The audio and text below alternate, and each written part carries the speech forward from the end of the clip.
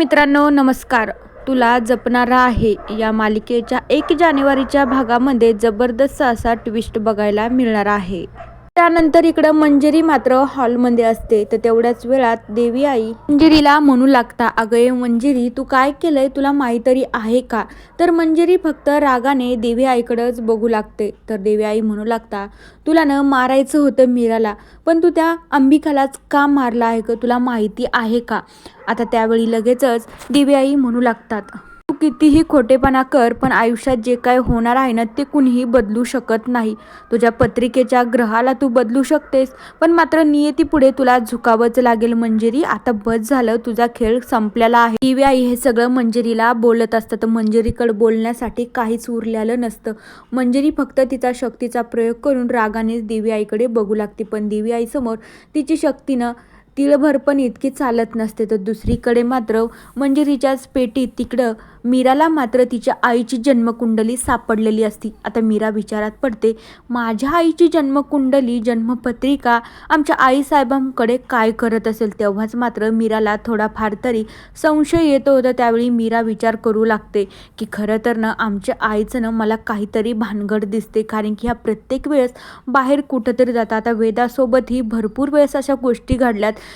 अचानकच तिची बाहुली गायब होणं, अचानकच वेदाच्या गळ्यात त्यांनी लॉकेट आणणं किंवा ते लॉकेट गायब होणं, अशा अनेक गोष्टी घडल्यात ना. त्यामुळेच आईसाहेबांवरनं माझा ना थोडाही विश्वास राहिलेला नाही आहे. आता मीरा विचारात पडते. खरं तर आईसाहेबांना जर विचारायला गेले मी तर त्या डायरेक्टली मला विचारतात, तू माझ्या पेटीला हात कसं काय लावला? तर माझ्याकडे त्यांच्या प्रश्नाचं उत्तरही राहणार नाही. पण मला आता याचा शोध मी कुठं लावू मला हेच कळत नाही.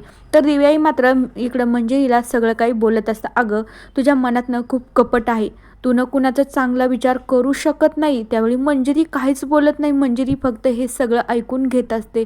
तर देवी आई म्हणू लागतात, तुला खरं तर ना मीराला मारायचं होतं, पण बिचाऱ्या अंबिकालाच तू मारून बसली, तिला जाळून टाकलं. तू आरडत ओरडत होती बिचारी, तरीही तुला दयामाया आली नाही. आणि आता बाकीच्यांना काय सांगते तर अंबिका स्वतःहून मेली. खरं तर ना तुझा न हा नियतीचा खेळ संपण्यासाठी ना मीरा तुला पुरून उरणार आहे. खरं तर ना मीराच्या अंगात पण देवी आईची खूप शक्ती आहे. तिनं देवी आईची खूप मोठी भक्त आहे. त्याच्यामुळे तू मीराच्या केसालाही धक्का लावू शकत नाही. मीरालाही मारण्याचा प्रयत्न करतेस ना, पण हे शक्य होणार नाही, कारण की माझी मीरानं देवी आईची खूप चांगली भक्त आहे. आणि तू वेदालाही काही करू शकत नाही. अथर्व मीराला कधीच तू वेगळं करू शकणार नाही, कारण की तुझा हा डावणं कधीच साध्य होणार नाही. देवी आई मात्र मंजिरीला हे सगळं बोलत असता. तर मंजिरी तिथंच उभा राहते. पण मात्र थोड्या वेळात मीरा बाहेर येते. तर काय, आमच्या आईंच्या पेटीत माझ्या आईची जन्मपत्रिका कसं काय? मात्र मीरा पण देवी आईजवळ बाहेर उभं येऊन राहते. त्यावेळी देवी आई मोठ्याने म्हणू लागता, मंजिरी तू काहीही कर पण नियतीपुढे तुला झुकावंच लागणार. मंजिरी बघ तू आता. तर त्यावेळी मीराही तिथंच असते. पण जेव्हा देवी आई त्यांच्या हातातली काठी खाली आदळतात तेव्हा एक वीज चमकते. तर मित्रांनो बघू येणाऱ्या भागात काय होतं. तोपर्यंत मालिकेच्या अशाच नवनवीन भागांसाठी आपल्या चॅनलला सबस्क्राईब करा. So bye.